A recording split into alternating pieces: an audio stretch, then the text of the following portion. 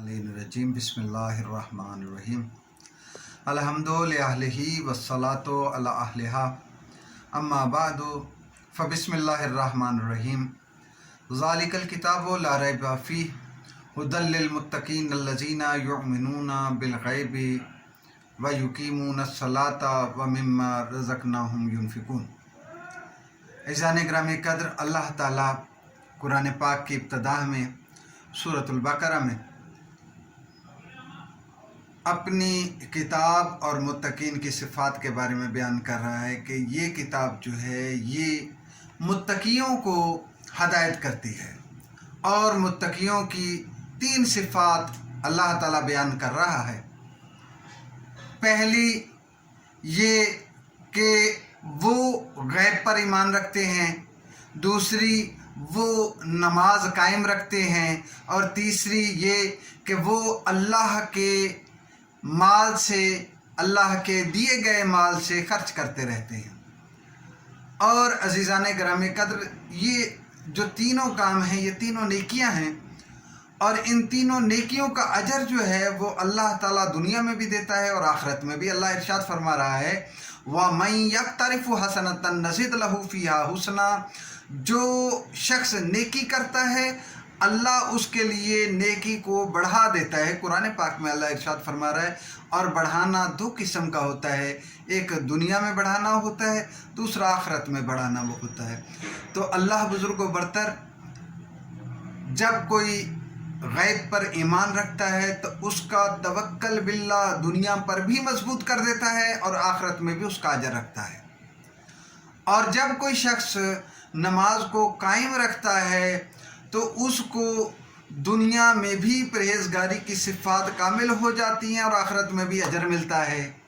और जब कोई शख्स अल्लाह की राह में अपने माल को खर्च करता है तो अल्लाह ताला आखिरत में भी उसको जज़ा देता है और दुनिया में भी उसको उसकी जज़ा देता है, यानी उसके माल में इजाफ़ा करता है। अल्लाह खुद इरशाद फरमा रहा है।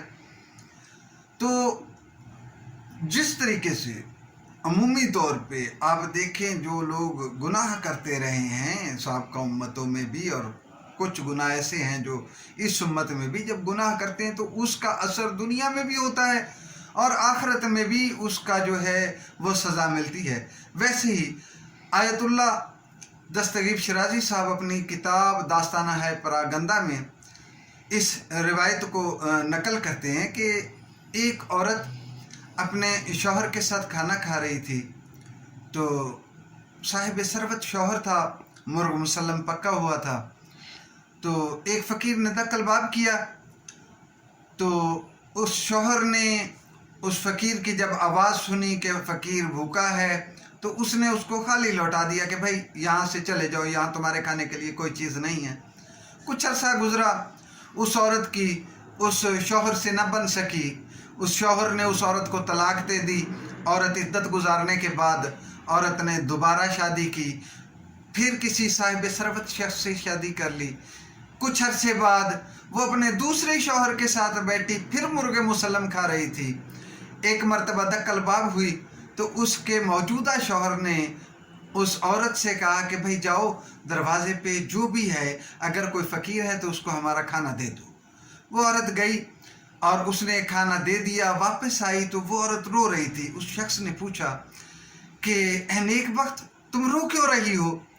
तो उसने कहा कि जो फ़कीर को मैं खाना दे के आई हूँ तो मुझे ये फ़कीर जो है ये मेरा साहब का शौहर था, मैं इसको खाना दे के आई तो मुझे वो दिन याद आ गया जब मैं अपने साहब का शौहर के साथ बैठी खाना खा रही थी।